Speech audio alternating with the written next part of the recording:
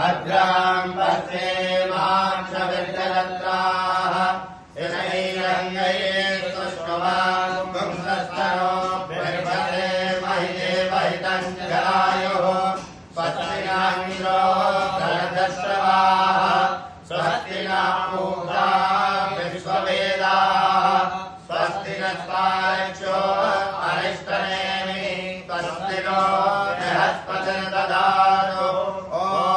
नमस्ते गणपतये त्वमेव प्रत्यक्षं तत्त्वमसि त्वमेव केवलं कर्तासि त्वमेव केवलं धर्तासि त्वमेव केवलं हर्तासि त्वमेव सर्वं खलविदं ब्रह्मासि त्वं साक्षादात्मासि नित्यं ऋतं वच्मि सत्यं वच्मि अवत्वं माम् अवभक्तारम् अवश्रोतारम् अवदातारम् अवधातारम् अवानुचारम् अवशिष्यम् अवपश्चातात् अवपुरस्तात्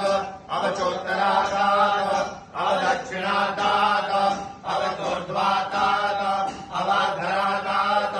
सर्वतो मां पाहि पाहि समन्तात् त्वं वाङ्मयस्त्वं चिन्मयः त्वमानन्दमयस्त्वं ब्रह्ममयः त्वं सच्चिदानन्दाद्वितीयोऽसि त्वं प्रत्यक्षं ब्रह्मासि त्वं ज्ञानमयो विज्ञानमयोऽसि सर्वं जगदिदं त्वत्तो जायते सर्वं जगदिदं त्वत्तिष्ठति सर्वं जगदिदं तैलयमेषति सर्वं जगदिदं त्वयि प्रत्येति त्वं भूमिरापो नलो निलो नभः त्वं चत्वारि वाक्पदानि त्वं गुणत्रयातीतः त्वं कालत्रयातीतः त्वं देहत्रयातीतः त्वं मूलाधारस्थितोऽसि नित्यं त्वं सतीत्रयात्मकः त्वां योगिनो ध्यायन्ति नित्यं त्वं ब्रह्मा त्वं विष्णुस्त्वं रुद्रस्त्वमिन्द्रस्त्वम् अग्निस्त्वं वायुस्त्वं सूर्यस्त्वं चन्द्रमा त्वं ब्रह्म भूर्भुवस्सुरो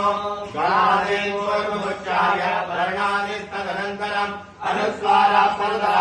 अनदेन्द्रदर्शनम् तारेण रुद्धम् एतत्तमनुस्वरूपम् दकारः पूर्वरूपम् अकारो मध्यमरूपम् अनुस्वारस्यान्तरूपम् वृद्धरुत्तररूपम् नादासन्धानम् संहितासन्धिः सहितागणेशविद्या गणगणितिः निर्गुणगायत्री छन्दः श्रीमहागणपतिर्देवता ॐ गणपतये नमः एकदन्ताय विद्महे वक्रतुण्डाय धीमहि तन्नो दन्ती प्रचोदयात् एकदन्तं चतुर्हस्तं वासुकं कुशधारिणम् अवयं वरदं हस्ते विभ्राणं मूषकध्वजं रक्तं लम्बोदरं सूर्पकर्णकं रक्तवासनं रक्षगन्धानुषक्ताङ्गं रक्तभक्तैः सुपूजितं भक्तानुकम्पिनं देवं जगत्कारणमञ्चितम् आविर्भूतं दृष्टानं प्रकले प्रतापरम् एवं ध्यायति यो नित्यं स योगी योगिनाम्बर नमो भ्रातपतये नमो गणपतये नमः प्रमदपतये नमस्ते अस्तु लम्बोदराय एकदन्ताय विघ्नविनाशिने शिवसुताय श्रीवरदमूर्तये नमो